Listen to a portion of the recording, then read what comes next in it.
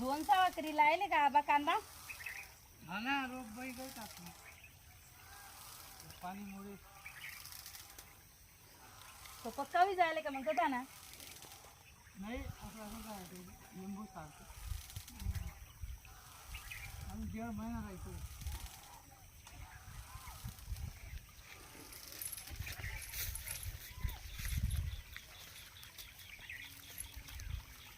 खाली बघा सांभाळ.